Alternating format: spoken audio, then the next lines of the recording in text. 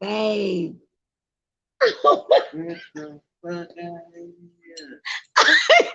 We are so sorry. Like we were recording for like 30 hours. No, it had to be over. Oh my gosh, it was so many jewels. I'm in pain. I'm so sorry. Like we've been recording for like an hour and a half. No, hell no. About 30 minutes. And we dropped so many jewels. I am so hurt right now. Babe, I am so hurt. You believe in us?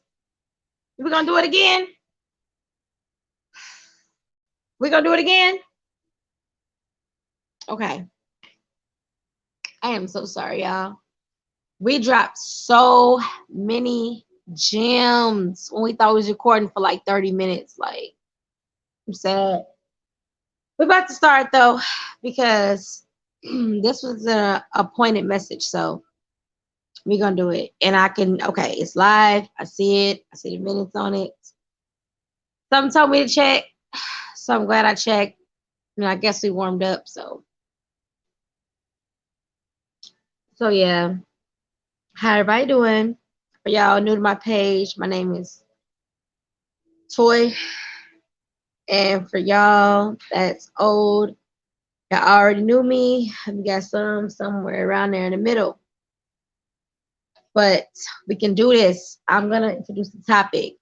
So we ain't got no notes, we ain't got nothing written down. Spirit led us to talk about a few things. Basically about, and that's so beautiful that even though we wasn't recording on the time, something told me to look. That's so beautiful because I can still feel the spirit. Like I feel the vibe still. It's not like before. You know what I'm saying? Like being in religion, everything is just so serious. Like your life is just over. You're like, what the fuck? We can't cuss. You're like, what the hell? So I feel like everything's for a reason because they're the ones told me look at the time, so maybe it was meant for like a little warm up. Right. I feel good. I'm good. Let me get some water. After that 30 minutes, man. I deserve a little water. 30 minutes, yeah. Working fat man, so mine's is yours, hers. Oh, I got it. And I remember all the topics, so we good. I just need a little water. So, give me a second.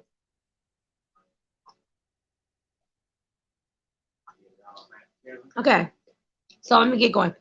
So, basically, the topic was about, I remember now, abusive relationships, narcissistic relationships. Okay, that's how I started off. So, what I wanted to say was in religion, I was saying that I compare like abusive relationship with what it was like being in religion. Now, I can only speak from my personal experience when I was in that abusive relationship, that demonic soul tie. And what I was saying before is that I thought the beginning was all about loving yourself. So you want to start over? Because I'm in the middle of the video. Are you trying to remind me? Yes, live. So, okay, thank you. Just keep me on track. Yeah. So I had started out with, I said, thank you, babe. Thank you so much.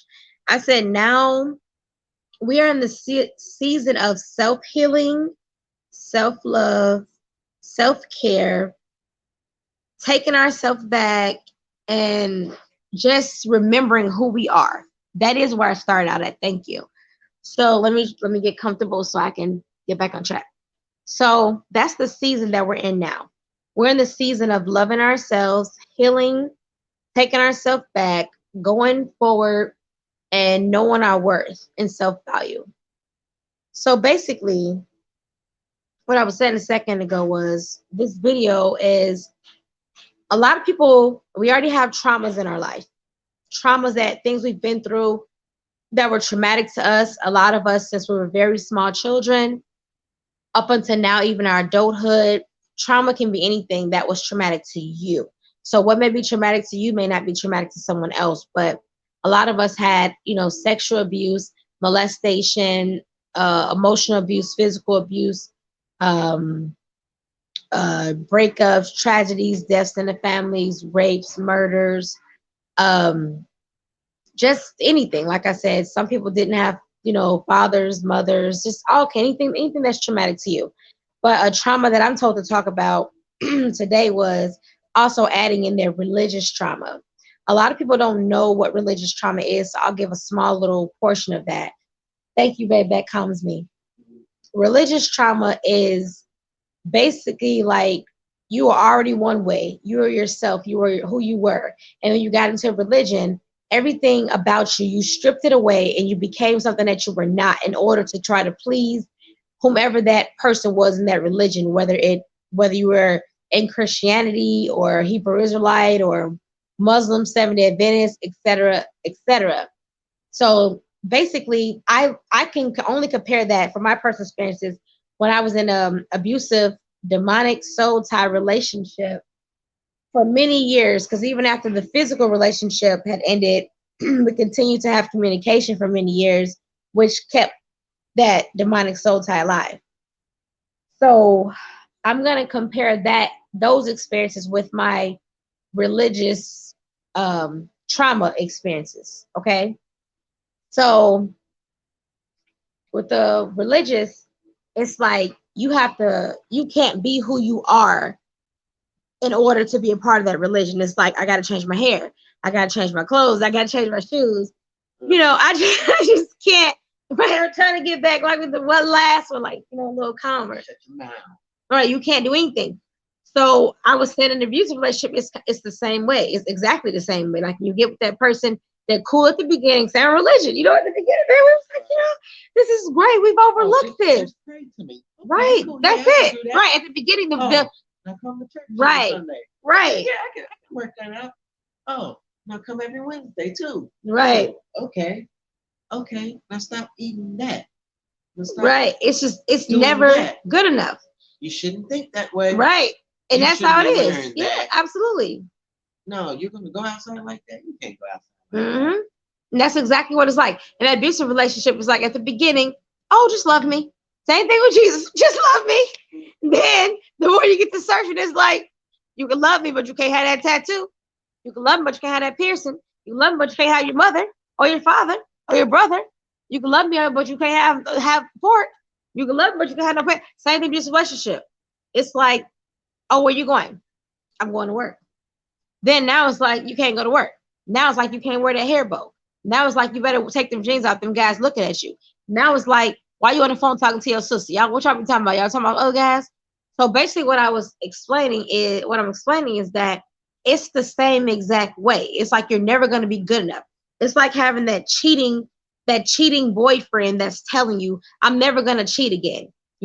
Then years down the line, he's cheated with 10 more women. It's like I'm going to do it. It's always going to be more. And it's the same way in religion. It's like, okay, you get with that religious man, and it's like, okay, we're cool. Just do this though. Now you can't wear those pants. No, I don't like the way you're showing off. Make your skirts bigger. Now it's like, don't paint your nails no more. You're a Jezebel. Don't put your makeup on. You're a Jezebel. Because that weak man, he sees you and like, oh my gosh, she's so beautiful. And if I can see that, another strong man that's confident about himself is going to take her from me. So I'm going to hide her in the house. I'm going to lock her away, throw away the key. I'm going to strip everything away from her, because if he see her, she's going to realize that I'm really a loser. So I cannot let her be around nobody else, because she's going to realize men out here are great and I'm a damn scumbag. But if I keep her hidden away, I can cheat on her, I can abuse her, and I can just tell her all men cheat. All men abuse. All men are like me. So you rather just deal with me than go out there and deal with somebody else. So I'm here to tell you that all men are not like that. Yes, I've been with a man like that, but I have a loving, wonderful husband, and there are good men out there. So if you are one of these young women who's just getting married for your first time, you're 19, 18 years old, you're 21, that's not how our relationships are. So it's really for you inexperienced ladies, because you may not have nothing to compare that to. So you may think, damn, this what marriage is about? This is how marriage is? This is what I've been waiting for since I was a little girl? Dressing up as a princess? No, it's not, sweetheart. You just found somebody who took advantage of you, who saw that vulnerability in you and was like, I can groom her to be whatever I want her to be, because she don't have nothing to compare it to. So don't let them fool you. There is better out there. And I say that because it goes hand in hand with religion, because it's like when you're in a abusive relationship, they hide behind that fear. Both of them use fear. A religious man uses, oh my gosh, you better sit down and do what I say or you're going to go to hell. And they slap the Bible down because they're like, oh my gosh, I have no power. I don't know what to do. So I better use my book. And then an abusive man is like, oh my gosh, I have no power. Let me beat her ass and black her eyes so that when she go outside, guys won't look at her. You know what I'm saying? Hey, and we see them. And they like, let me fear her and choke her out or something, so she knows when she goes to get some gas today, if a guy try to holler at her, she gonna remember what I did to her right before she left the house, and she can run back to the car. Like that's really the mentality that these psychopaths have, and they do go hand in hand. They are freaking narcissistic, and I'm only telling y'all this because I want y'all to know these narcissistic sickos, they hide everywhere. They hide in religion too, saying things like, and I'm being told again to bring up sister wives. I've been hearing that all for the last few seconds here. Sister wives, telling me that a lot of you, this is for somebody.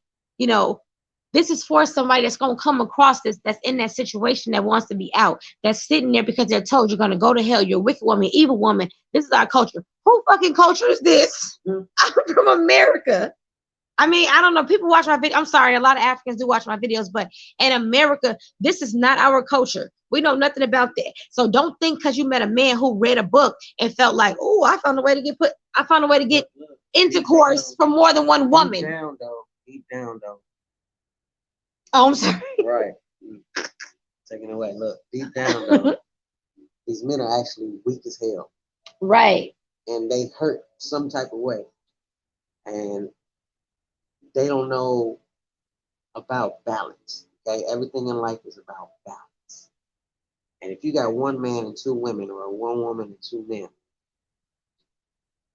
it's never gonna be balanced. One's gonna tip on. Sorry.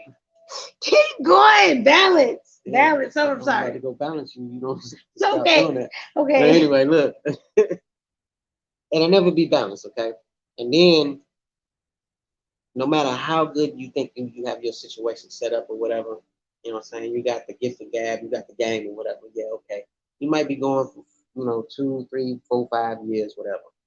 But it's never going to be balanced, and you're destroying both. Oh, yeah. You're destroying both ends. You're destroying yourself and you're destroying your partners, because now your partners feel they less than because it takes two of them just to make you feel whole. Right. Instead of, one balance the other off of each other, just the man and the woman. Wow. And that's what I want to elaborate on. And like I said, you can have it going on. Hey, you do you. If this message ain't for you and you're just gonna gamble, that's on you. But I'm telling you, it's better when it's one-on-one and you balance each other out. And when I talk about balance, another thing you have to balance in these relationships is the physical and the spiritual. Because some of y'all just go solely on physical and know nothing about the spiritual. Or you go into the spiritual, but you get stuck with the mental side of the physical. Which is like, oh, I'm insecure, he's cheating, she's cheating, whatever. So you have to find someone that you can balance the both. You got the spiritual and the physical. And I'm telling you, it's way better than anything you can imagine. Same. So that's what I was saying. Like, balance is a beautiful thing. I was just saying too that, the sister wife thing. I want to say that too. Do not ever feel so insecure that you have to become something like that. Because I know this for the young women, they mostly get tricked because they have no experience. I've heard people say things like, I got a sister wife to help me babysit my kids. Like, what the fuck? Hell no. You better get you a babysitter. I am not gonna get no woman to come live in my house and be fucking my husband talking about because I want her to babysit my kids. I'm not sure what y'all do nowadays. You can get a babysitter. You can ask your mama to help.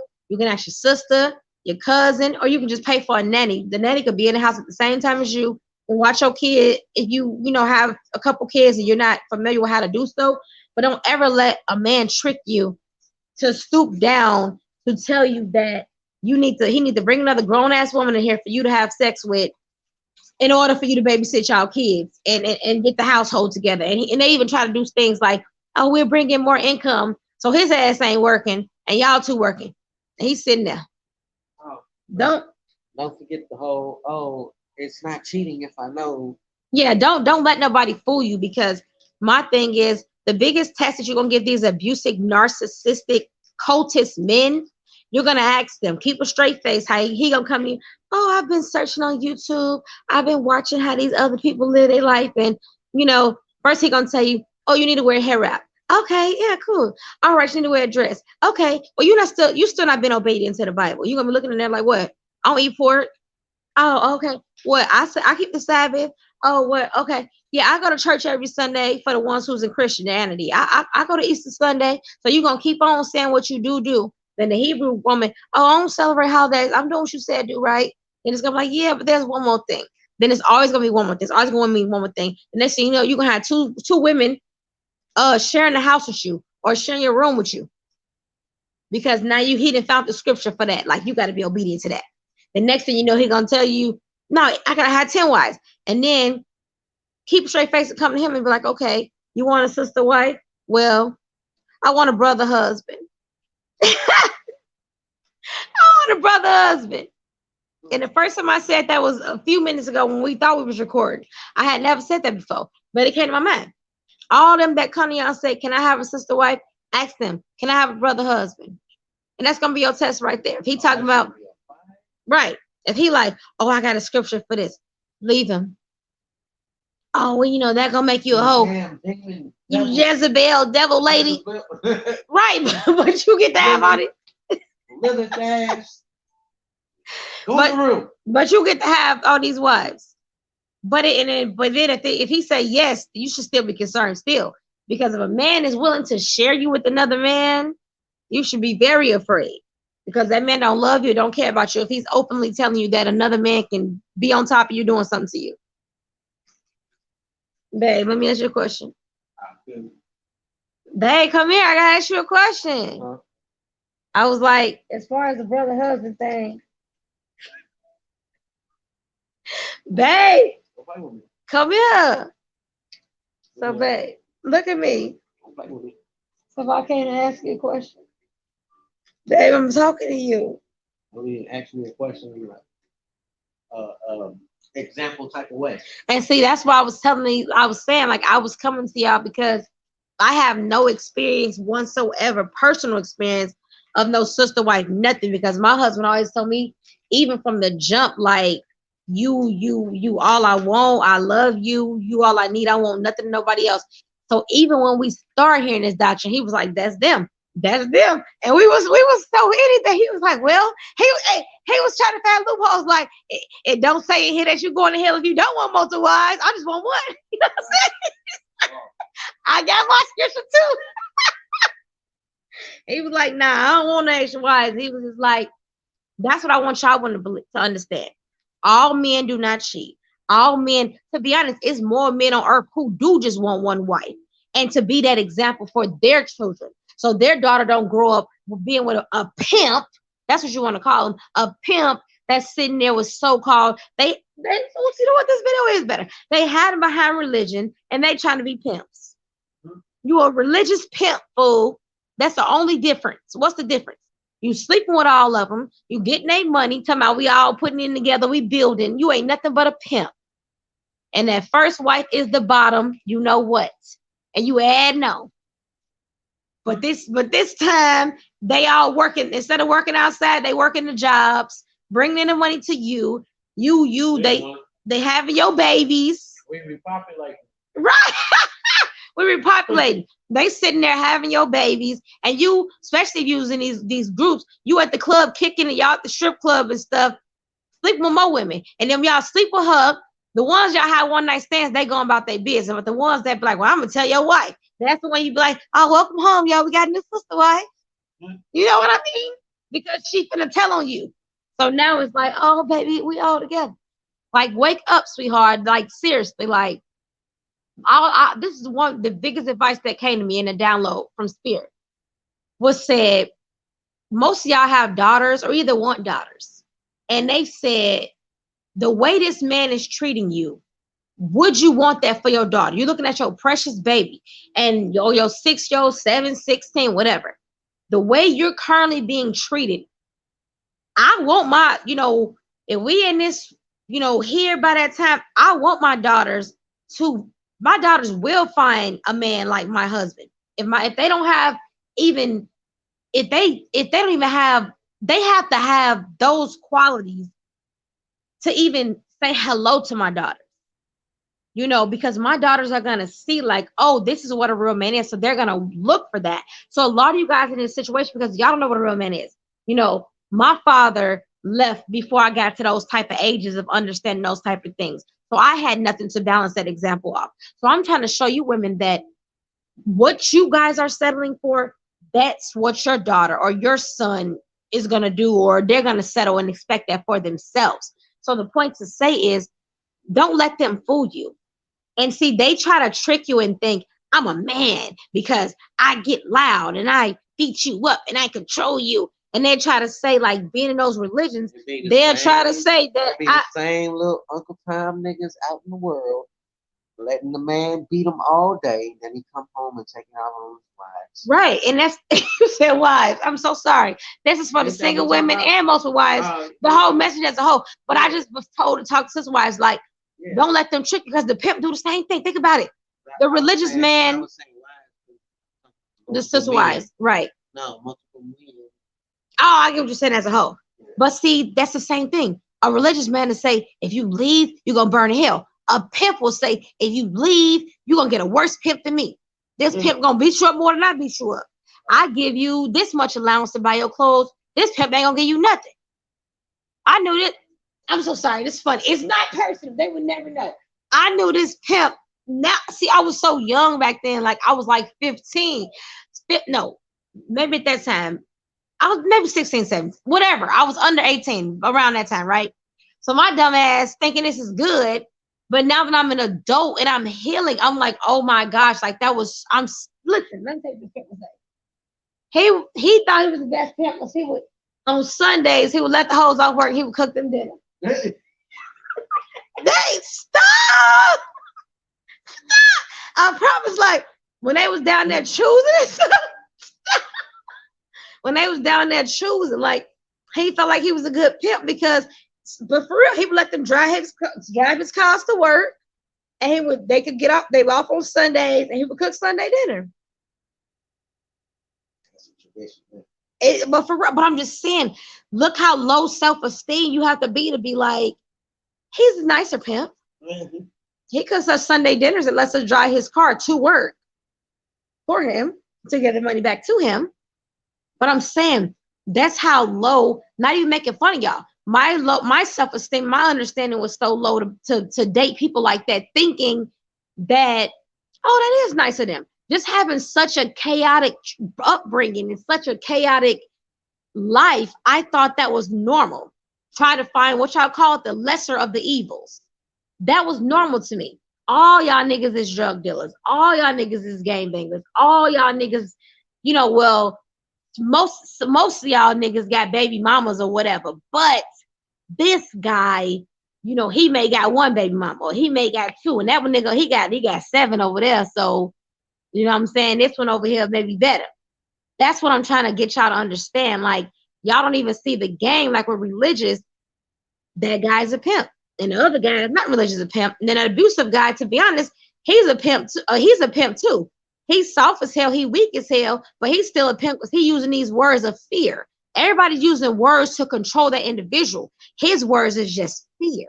Like, I'm going to beat you. I'm going to hurt you. I'm going to do this and that. I'm a black eye, so nobody look at you and try to holler at you. You know what I'm saying? Even in that, all they operate on this fear. All these religions operate on this fear. You're going to burn in hell. So I was giving this example. This video is great because it goes for the ones in an abusive relationship and the ones in religion. Because a lot of y'all in abusive relationships, which y'all want to divorce y'all husband because y'all like, I grew up in a Christian home. We know divorce is like the worst thing ever. And if I divorce him, I'm going to be a Jezebel. I'm going to be a loose, whatever they call y'all at church. So y'all, this man knows this. Like, when you met this man, you told him, marriage is the most important thing in my life since I was a 7-year-old girl playing in my princess dress. So now he's like, oh my gosh, if I marry her, I can do whatever I want to her. And she's not going to go nowhere because her mother never divorced her father, blah, blah, blah. They ain't never had to, she going to be the first divorcee out of everybody. And she's the 10th generation and she is not going to break this. So now he's like, I can do whatever I want. She's never going to leave. This just for the one who ain't in religion.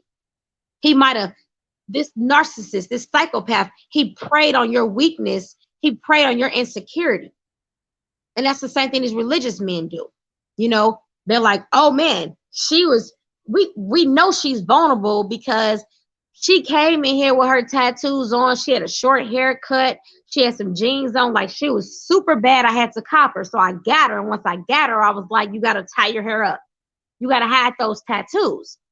Dang. So the fact that she's even in this cult meeting shows that she's willing to change if we ask her to. Pimps. Do what we say do, jump when we say jump. So it goes hand in hand with that abusive relationship. It is the same exact thing. And I'm here to tell y'all, young ladies, and I say especially young because a lot of y'all do get married 17, 18, 19, 20, 21, and this is your first husband. So, your first relationship, excuse me. Some of y'all never even had a boyfriend. Because I know a lot of y'all, they're really religious, especially places like the African girls I talk to, they never dated. Their first dating experience was the day that they said, I do. That was their first kiss and everything, a lot of them. So they're thinking, this is just how all men are. So I got to start over with another man. At least I know this man. I'm for real. This is how these relationships are. I know this man. I know when I go outside, I better not smile. I better not give my old friends a hug. I better not laugh at a man joke or I'm going to get beat all day. I ain't finna get with no new man because now I got to learn what makes him mad. Now I got to learn what makes him sick. Now I got to try to walk on eggshells. At least this man, I know what not to do, to not mess up. You know what I'm saying? And a lot of you guys are like that in your marriages, in these religion. Like, okay, well, yeah, I'm a Hebrew Israelite and I had to change everything about me. It froze. It just froze, just like that. 27 minutes and it froze. That was no time. It's probably still recording with the faces. No, the time stopped. Why? Maybe it's not finished. In my eye. Tomorrow. I'm almost done. You have part 2 of that. I almost finished my part. Wait, okay, it's still on good. Okay. It just like you said, it's stuck. But basically, what I was saying is it's the same thing in religion. What I was just giving the example of, I know this person, I know that. Because a lot of people will get stuck in these religious relationships and feel like my family will betray me if I leave this man. My family is going to be like, oh, no, you got a divorce. I got to get out of this situation. I mean, I'm sorry. They're shaming you now because you got a divorce in the family. Or you come to your parents like, look, mother, look, father, I'm not happy. But they're telling you, what would the community think if you got a divorce? What would pastor so-and-so think? Or what would elder blah, blah think? You're going to be embarrassing us. So what I'm here to tell you is that self-love and that self-care is, what would you think? What do you feel? What makes you happy? So the message was about all the things that were stripped away from you in this abusive relationship, in this religious relationship. I'm talking to 2 different groups right now, the religious relationship and just any abusive relationship at all, because people think that sometimes when you break up with that individual or when you split from that religion and that group, that you're automatically healed. No, you have to heal from that religious trauma, just like you have to heal from that abusive trauma, emotional, mentally, physically, everything. So that's the reason why I even compared the 2. I hope I didn't confuse you much. It was just me trying to use the example so that you can understand and also show that people in abusive relationship are going through the same thing.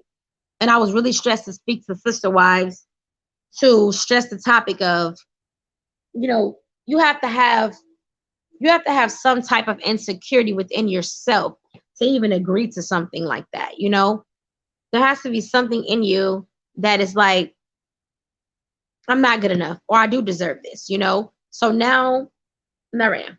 So now every day you're comparing yourself to being like, something's wrong with me because my sister wife is light skinned and tall, but I'm dark skinned and short. Or I'm dark skinned and tall and she's light skinned and short. So now you're thinking, you're trying to compare yourself to this individual because you're trying to figure out what is it that he sees in her. That I was the first wife and I wasn't enough. You know, or even if you're the second wife, you're like, well, he says I'm all this, but he still got his first wife here. So don't let them use that as an excuse, because like I said, in these cults, you know, they'll have all these wives at home, and then they're going out with their homies to recruit more wives, and they go to the clubs and things like that, and they end up sleeping with a girl that night, and she goes about her business. But then another night they sleep with the girl, and she's like, I want more from you, I want commitment, or I'm going to tell your wife. And then he goes, you know what, I have wives, and then he brings her home like, meet your new wife, you know, because he's afraid to tell you that he's still just sleeping with anybody that he wants to, you know. So don't let yourself be used and get in these situations, because then you miss the good men out there that are waiting on good women, because these bad men got y'all trapped, you know what I'm saying, got y'all held hostage, and you guys aren't able to reach your potential and do your purpose that you came to this earth for. And that's why the enemy sent those individuals. You know, it's like you have these narcissists in all walks of life. You have them in your regular life, you have them in your religions, you have them as your bosses, you know, your professors in college, wherever. It's like they're spread everywhere, because the enemy knows that those women of light are going to be everywhere. So he has to have them everywhere. And the reason why religious trauma is so serious is because you wouldn't expect that. So you feel extra betrayed, because, you know, a lot of y'all at that time was believing in Jesus or Allah or whatever names you guys use. And you feel like, why did you let me down?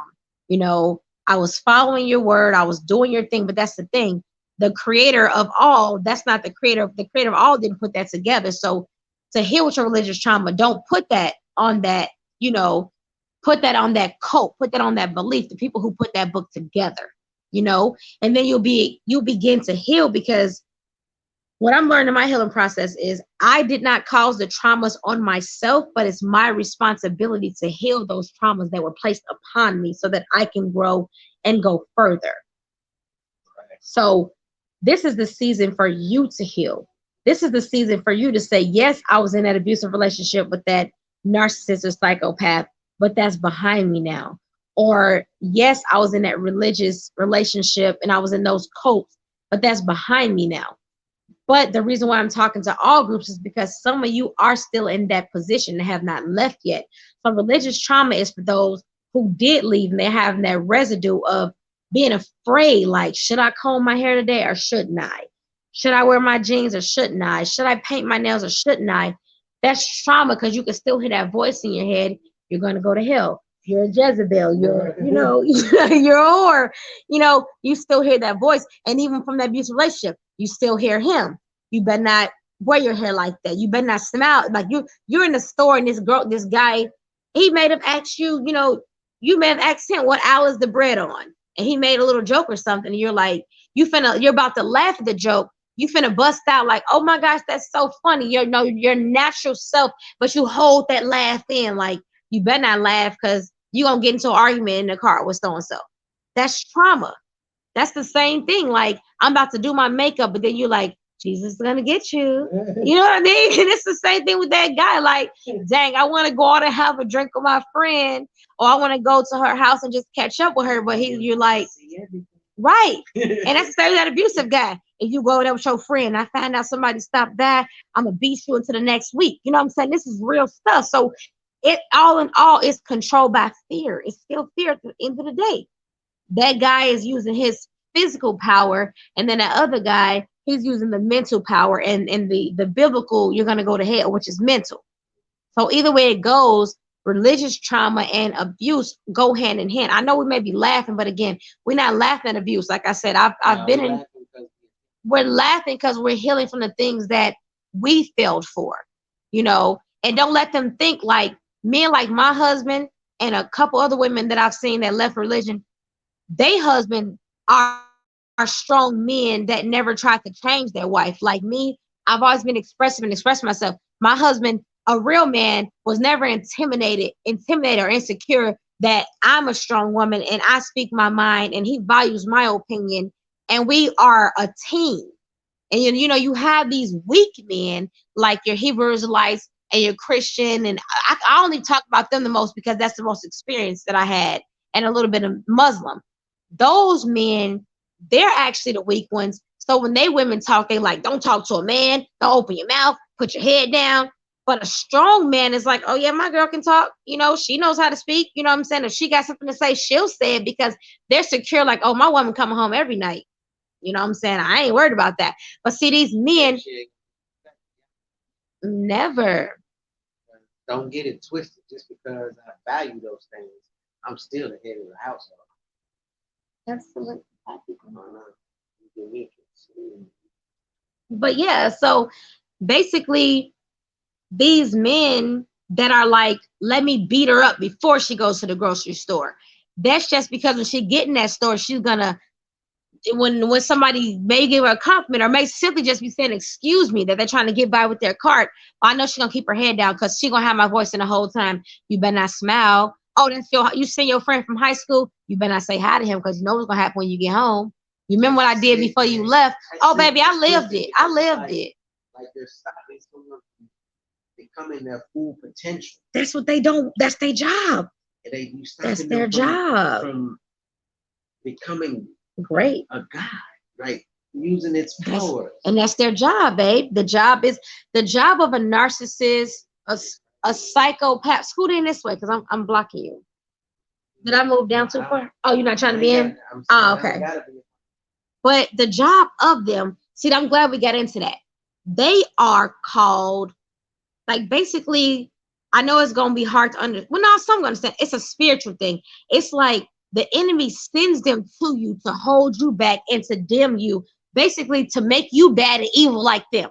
The whole, like how my husband made a video and he was talking about basically becoming like them, you know, cold and not having love and stuff. The enemy, they want hate, they want division, they want anger, they want, oh, be mad, have fear. But the light, you know, the light, basically, I'm sorry. Oh, did it switch? Oh, wait, let me see. Oh, it's still going. I'm so sorry. I got a text message. I was trying to clear it. Oh wow, see, I mess with this app. But basically, what I'm trying to say, right? Help me where I was at though. Nah, for real, it was a really good point. Dang, I got distracted. I'll just keep talking because I know to come back. But basically, with religion, like it's the exact same thing, you know. Oh, at the grocery store, like they don't want you to be great. They're sent to you. Like their job is that okay. It's really a spiritual war going on. I gotta stop, you know, holding back and feeling like I don't care who think I'm crazy. You just can't see the war because we see in the earth plane, but in the spiritual plane, some people do see vision, some people can't see. But in the spiritual plane, it's a war. So in spirit, we all look like lights, you know, so they can see your light, your aura color, basically your power. They don't see this vessel, they see your level of light. So the enemy sends individuals to those who has a purpose, who have a good heart, who has passion, who's going to be of value to this world in a positive, loving way. So they send that person to you to say, make them bad, mean, and evil like you. We want you to make them dark like us. So they'll send you the worst person in the world to be like, you're ugly, you're fat, you're not good enough, to beat you down so that you can become like them. They're trying to take that love out of your heart, bottom line. And that's why I say y'all have to leave, because that's why you see a lot of women will die of a broken heart, or they'll get killed or get murdered. I'm not trying to scare nobody, nothing. That's because that love was such in their heart that they would have never left. And that's what happened to me. I literally had to get a download like, this guy is about to kill you. I don't know if it was that night or the next day. And I got on the plane and got out of there. Okay. And I have to tell y'all this because I need y'all to understand that they beat y'all so low that y'all will believe them, that nobody else will love y'all, that y'all not beautiful, that y'all not worthy. Y'all will really start to believe that, and y'all will stay unto death. And I'm here to tell y'all, do not stay unto death. Get out and leave. And that are those that are healing from that religious trauma, I'm here to tell y'all that it does get better. I promise y'all. that voice does get quieter. The more you take yourself back. Hey, what do you like to do? Do you like to dance? Do you like to sing? Do you like to have wine? Do you not like to have wine? Do you want to have friends? Do you want to be around your family? Do you like to celebrate the holidays? Do you not? You know, do you want to be a vegetarian? Do you not? Do you want to eat chicken? Do you not? Do you like pork? Do you not? Those are all your personal decisions. And you're going to see as you start back learning and remembering who you are, and you start back valuing yourself and putting your self-love in there for yourself, you'll remember what you deserve.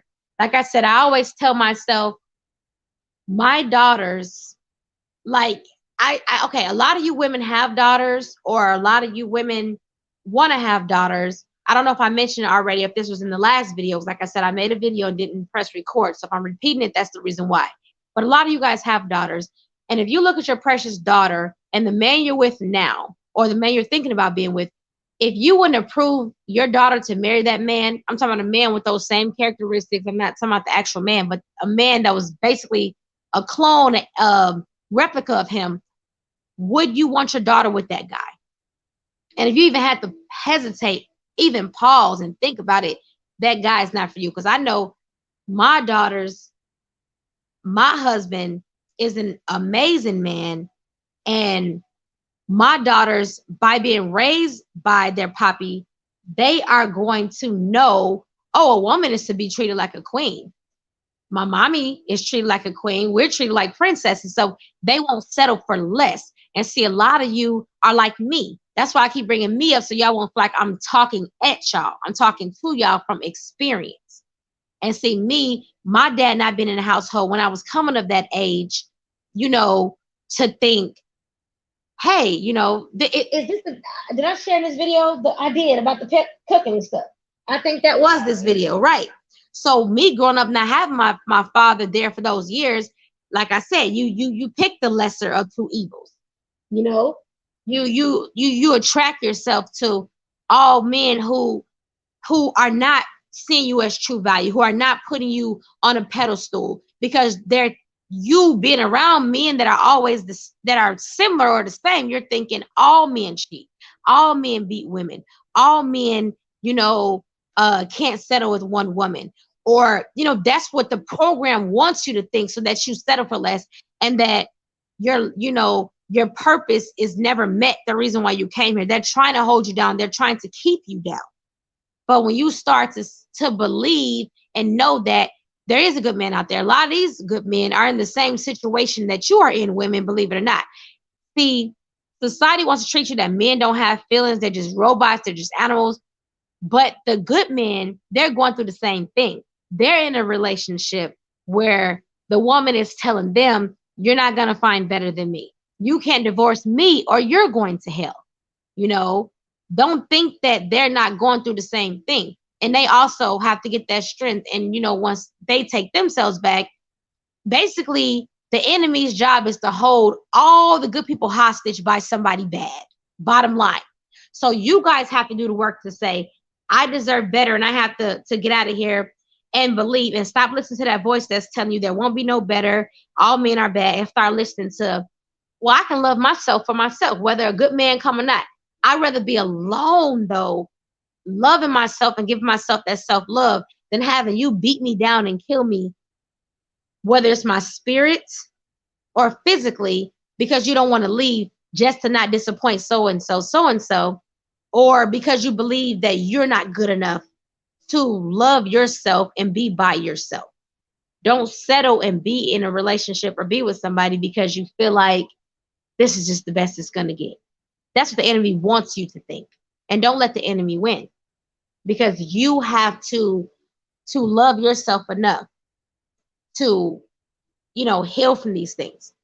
And that's why I'm sharing these things, because the religious trauma I go through is a bit different, because my husband never brought this to me. And I want to share that, because I know that for those who don't know me, there are women also who have come into this together. Like my husband and I came in this together. Like we were reading together, going to church together, we were studying together. So my husband never came to me like, look, I found this information and you better do what I say. Like, no, that's never happened.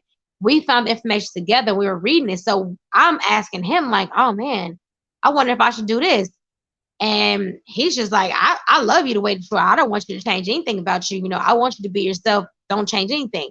But then me, I'm just like, oh, well, but the scripture says this, so maybe I'll try this. And, you know, but I was always told from the beginning, I love you as yourself, because men who are insecure and scared little boys, they'll try to change you because they're afraid that someone is going to love you for you. I'm not even talking about physical stuff no more. I'm not talking about, you know, your makeup or whatever. I'm talking about your heart. You being genuinely you. So that man has to try to change your personality. Don't talk when you see people. Keep your mouth closed. Keep your eyes down. Don't laugh at nobody's jokes. Don't even breathe. You know what I mean? You want to get in? Oh, no, that's typically how it is. So you come back. You come back. Oh, okay. Yeah. So I'm basically I'm sorry if I'm saying the same thing again. I'm just making sure I got it all out. But I was told to speak from the heart. You know, I didn't take any notes or anything. And the bottom line, the message really is love yourself. That's all I'm saying. Don't compare yourself. Like, you are made unique in an individual. And I was told right now, and I was reminded again, was to tell you guys what I wanted somebody to tell me when I was in that abusive relationship. Because when I got out, the residue and everything went on all together for about 10 years because I still continued communication with that person. So it was like I was still hearing that voice in my head and comparing myself because of all the women that bad guy had cheated on me with. And, you know, it made my self-esteem low. It made me feel like I always had to compete with somebody. Even if, you know, he was like, oh, I'm not going to do it no more. I still felt that way because it was like, if you're so in love, this and that, then why are you still doing those things? So I just want to tell y'all that if these guys are doing this to you, it's them, it's not you. You know, I know my worth, and I just look at it. If I would have stayed in that situation because I felt like I couldn't find better, I would have missed out on this beautiful, wonderful husband that I have today. You know, I would have missed out on that if I would have missed out on that if I would have stayed where I was. You know, if I wasn't brave enough to say, you know, this isn't for me, this isn't good for me, I can do better and I deserve better. You know, if I had never done that, then, you know, I wouldn't be where I was today. So I hope that is encouraging in any way. Oh man, my candle went out, babe. I hope it's encouraging in any way, shape, or form, you know, for you to know that you don't have to stay in your circumstances, and that is my light over there. Thank you. And that things will, you know, there will be better. I'm just telling you, like, this war is not, you lit too? This war is not a physical war. I'm sorry. It's a spiritual war. So I'm just letting you know, like, so you can, they on the floor, if anything. I'm just letting you know so that, you know, you can kind of see things on all angles, like how to get out of, you know, certain situations, or just kind of letting you know, I'm kind of letting you know the tactics of the enemy, like the things the enemy will say, so that you can understand that you're not the only person that's hearing these things. You know, other women are hearing these same things, you know, just to let you know so that you don't feel like you have to stay in those circumstances. And I'm speaking from experience, you know, that's what I'm always told to do, is speak from experience, because it's like anybody can just say anything because they don't know that pain or how hard a situation is or a circumstance is. But when you've actually been through that situation, been through that circumstance, you can actually feel and relate. And that's why the creator always told me that I was allowed to go through so many things that I had went through, because I would be able to relate and express, and you'll be able to know, like, okay, she's been there. She's saying things that shows that she has been there. So bottom line, love yourself, love your, know your worth, and heal. Because even if you get out of religion, you're still going to hear those voices trying to, make you afraid, to be yourself and to love yourself. Because ultimately it's all about love. The creator made us to love, and that's what we're supposed to be doing. But it's like a lot of us have lost that, because those people that come into your life just to tear you down have done such a good job.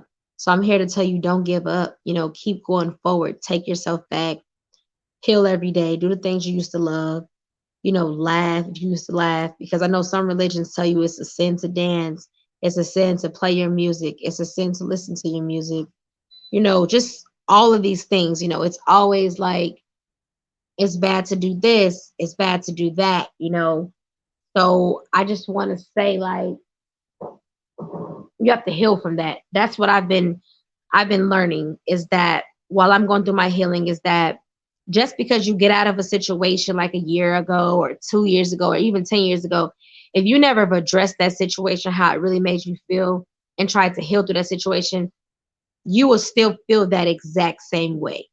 You know what I mean? It will continue to come up. Like, that trauma will continue to basically repeat itself.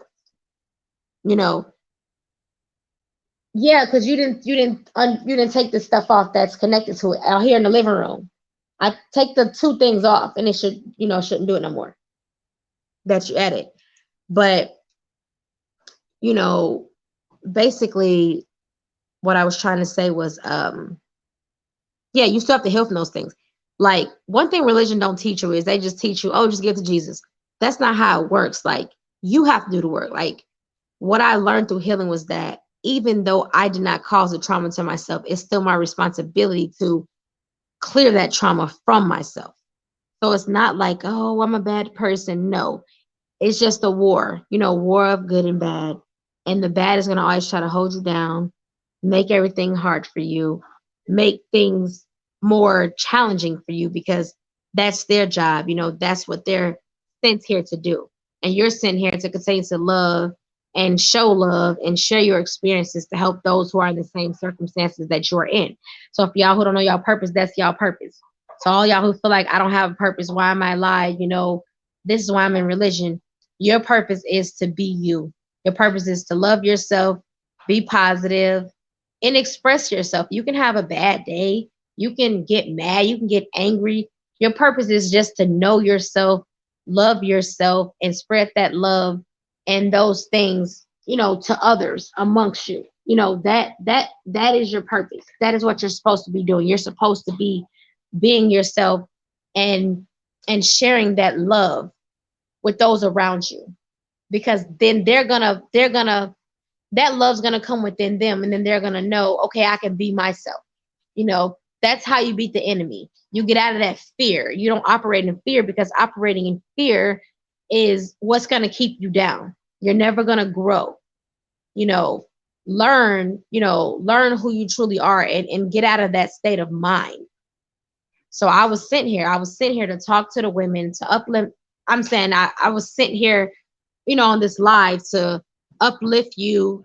I was told to uplift the women, talk to the women, speak from my heart, don't hold back. And I was just told to tell you, you are worthy, you are beautiful. There's no such thing as ugly, because we were all created individually and unique. So when someone says you're fat compared to who? Because I'm an individual. It's only one of me. There can't be two. Even if I had a twin, identical, we are different. Something in us is different. So when someone says you're fat compared to who? It's only one me. You're skinny compared to who? It's only one me. You're too this, you're too that, compared to who? Break the program and stop allowing what society tells you to be as it to be. So don't feel like, I can't leave my husband because I'm too fat. Compared to who? I can't leave him because I'm too skinny. Compared to who? Don't let anybody trick you or try to hold you down to stay in a circumstance that you should not stay in, because of insecurities, because people are preying on those insecurities that you had and that low self-esteem. They're doing that to keep you there. But when you start loving yourself and all of you the way that you were made, and knowing that you're special and unique and individual, you will never settle for less. And no one can play on your insecurities, because guess what? You won't have any. When you come to that full love of self, and it's going to take time, it could take months, years, but each day pouring into yourself. I am beautiful. I am worthy. I am special. Even doing that once a day, me even trying that during my healing is increasing my healing day by day. All those negative thoughts that you programmed in your mind from the beginning of time, I'm ugly, I'm fat, I'm this, I'm that, I'm not worthy, I'm not good, replace that with those good thoughts. And those good thoughts will start to come in normally and naturally all the time. They'll start to flow into you rather than those negative things. Say positive things. If you want to get up and paint your nails, do it. That's for my people that was in holiness, that was told they couldn't paint their nails or they would go to hell, or they couldn't braid their hair, or they couldn't, do what they wanted to do with themselves, just appearance. If you feel that way, you do that. You doing those things is not harming or hurting anybody. Don't let that man tell you, you married me, you can never get married again. That's another thing. Thank you for bringing that up, Spirit. All that deception in that book, for all of y'all who have divorced a good person because of that book, if y'all can reach out and make it work with that person, make that work. If y'all felt like this is my third marriage or second marriage, so I'm going to divorce that person, if they were actually good to you and there was no problems, don't let these things. See, look at that, babe. Look at how religion, it tries to keep you unhappy. Like, I found this person, I'm so in love with them, but they've been married before when they were 18 for 6 months and they hated the person, or for 3 weeks. But you said marriage is marriage. You see what I'm saying? Or you got some coast that say, if you lost your virginity, whoever you lost your virginity to, that's your husband. So go back and find your first. I mean, he may have a wife, but make them divorce because he's your husband. Just things like that. Or somebody in these coasts will take your virginity and say, you got to be with me unto death.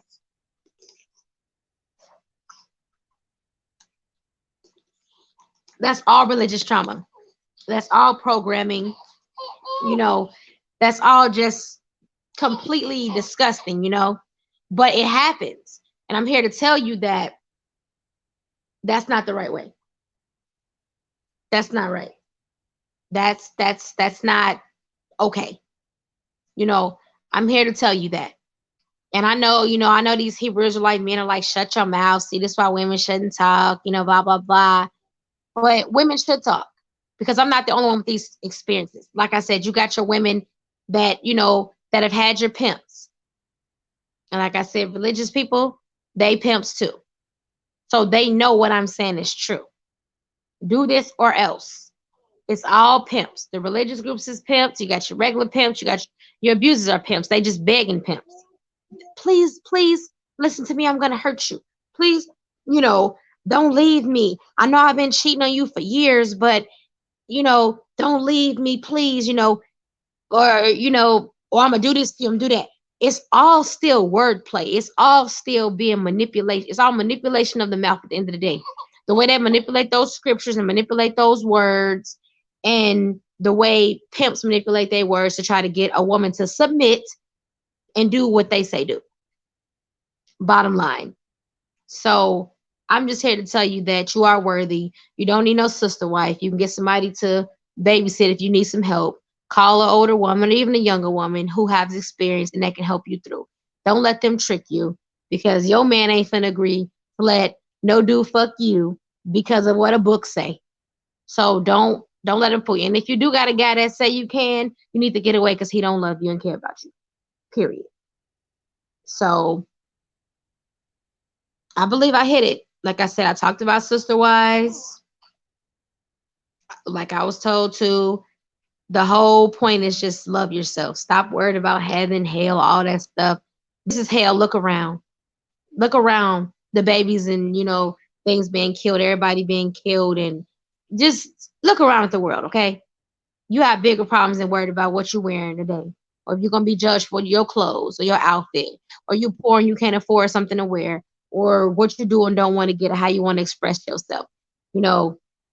I was sent back to tell those who were misled and misguided by religion, just as me, that you can heal, that there is light at the end of the tunnel. It's not always going to be this way. Those voices get smaller day by day. That's like, oh, you're going to go to hell or do this and do that. When you start reasoning and listen to the logic of these things, you're like, oh, no, that's not going to happen. You know? So the whole point, bottom line, is just to tell you that you are worthy, you are beautiful, and you got to start telling yourself the same thing. I'm beautiful. I deserve better.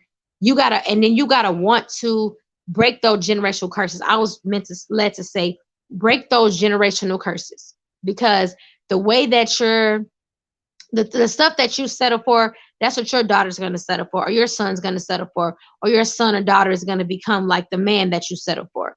And if you don't want to spread that poison and to suffer, you will suffer, parents, seeing your child go through that. But if you're able to break from those religions and break from those abusive relationships or whatever the situation that's holding you down, then your children will never get into those situations, because they're going to be like, I know this trick. I've seen this before. They're going to be prepared. So don't beat yourself up for it. Just take that experience and continue to go and grow.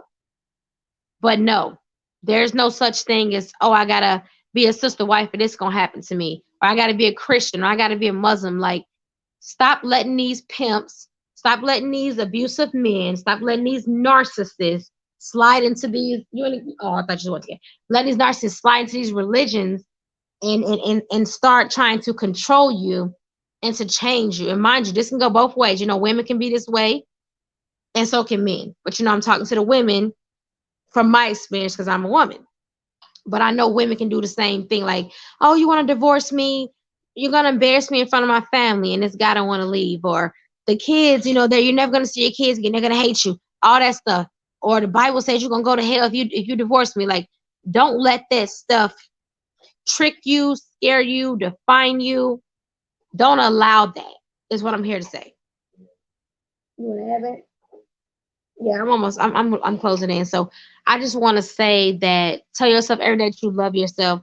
Tell yourself that you're beautiful. And I'm telling you, the more you take yourself back, you're going to feel empowered each day. If you was told you couldn't braid your hair, wear makeup, wear nails, wear a weave, have your friends, be around your family, do anything, celebrate whatever you want to celebrate, your birthday, whatever. If you were told you couldn't do those things and they were all stripped away from you, add little things back in and see how much better you feel. You may paint your nails that day. You may say, you know what, I'm going to do my hair next week. I'm just going to braid it myself. And you may say, I used to listen to music, but I was told I was going to go to hell. You may listen to music again. You may say, I used to create music, but I was told because I rap or write poetry or sing, I'm bad. Or because I dance, I'm going to hell. You start incorporating back into things that you love, or maybe, I don't know, maybe you used to play basketball, but you were told, I can't play basketball because I got to wear a dress. I can't wear shorts to play basketball. I can't play volleyball because I got to wear a dress. I can't ride my bike because my dress too long. So start back doing those things, or maybe you just didn't read a book because you was reading the Bible all day. Maybe you felt like if I read another book besides the Bible, it's not about Jesus. It got to be about Jesus. Maybe you used to like to do crossword puzzles, but because Jesus wasn't in them, you stopped doing them. Or maybe you liked to, what's that called? I don't know, be an artist. You like to paint, but because you got tired of painting Jesus pictures, you just put the pen down. Or you used to like to, whatever. Maybe you used to like to cook, but you stopped cooking because you felt like Jesus told you if you watch cooking videos or if you watch hair videos, you they idol. You don't love me no more. That's crazy. That's like these abusive men. Don't look at nobody. Don't watch TV because you may see a man better than me. Turn the TV off. Turn it around. Because I don't want you to see that what a real man is. Bottom line, I'm afraid you're gonna see a real man. So keep your head down. Same with that book. I'm afraid you're gonna stand up for yourself and love yourself. So keep your head in this book 24/7. So start healing from your religious traumas. If you've gotten out, but you still got those feelings in yourself, start healing from your religious trauma. Start healing from your physical abuse, mental abuse, emotional abuse, abuse of power, abuse of authority figures. So, this could be at work. I'm not good enough. I better keep my head down. Any abuse that you women have suffered, start to heal from that, and you will see your power. And for you looking for a creator, whether you believe the creator is within, without, you will not meet that creator until you start mastering fully loving yourself. I'm not saying get it down 100%, but mastering how to love yourself. Practicing how to love yourself, practicing saying nice things, you know, practicing if you do yoga, if you do meditation, you know, if you pray, whatever. Anything you do to practice healing yourself and loving yourself, you're not going to find that creator, whether you believe the creator is within you or without, until you can master self-love. Until you can start to say, whether I'm with a man or not, I can love myself. Until you can love yourself, until you can know to truly love you. So the point of the message is love yourself, heal yourself, forgive yourself for getting a part of that cult. Forgive yourself for being so loving and trusting that you open up your heart and believe that this was real, that this was really where your creator was. You were really going to grow with God. You're really going to learn and go further. Forgive yourself for overlooking those elders who used to do sexual advances at you. This can be even for the single women who used to try to, or you feel guilty because you've had sex with them. They told you, I know sex, or sex is marriage. You could just have sex with me. And then when they told you it was over, you was like, I thought we was married. We had sex. Then they tell you, I'm just playing. You know, you got to get that paper to be married. Forgive yourself for being tricked by having sex with that pastor and that elder and that deacon and that bishop, whatever all these titles are. Forgive yourself because they took advantage of you. A lot of you are vulnerable, and I know you are. That's why you're still where you are. I'm here to tell you that's over. Let it go and choose better for yourself and start healing each day. One day at a time, one step at a time. You are worthy. You are worth it. You deserve better. You will get better. You are loved. And there are good men out there. There are good people out there. There are good support systems out there. Just know it's a war. So you got to go where the good is, the light is, and stay away from the dark, because their job is to keep you down, hold you down, tear you down, because they're desperate, they're afraid, and they think they're going to win. So everybody who has a purpose, they're trying to stop you from your purpose. And all your purpose is simply is being you. Then you made it more harder than what it was. The world has stripped everybody away from their individuality and for being who they are. From these clubs, cults, oh, you know, you got to follow her, you got to like him. They have stripped your individuality away to try to turn you into a robot. So your purpose in this world is to be yourself, love yourselves, and teach others how to do the same, and to create love and light to everybody, and then to connect closer to yourself and closer to your creator. And you'll always know what's next to do, because the closer you get to, the more you start loving yourself, the more you can hear your creator, you can hear your spirit, and you know how to go further at all times. So I hope this message helps somebody. Baby, you want to say bye? I'm trying to get y'all in, okay. Oh, why I can't unblock you? Night. So I hope that helped. And my email is Toya, which is TOYA, J23@gmail.com. And you could just, if you have any questions, you could just leave them in the comments and things like that. But yeah, we here to heal. Say my favorite thing. I don't see you. What? I said we here to heal. Oh, we healing now. Yeah, I gotta get it right over though. That's Kevin Gates. Right. So basically, I just want, you know, everybody to know that we've all been there. Because I know a lot of people just look like, oh, you're married and you're with this perfect guy, so it's easy for you to say.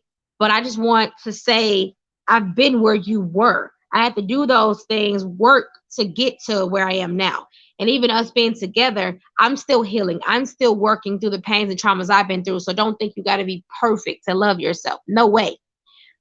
Loving your imperfections is what makes that perfect love in the begin with.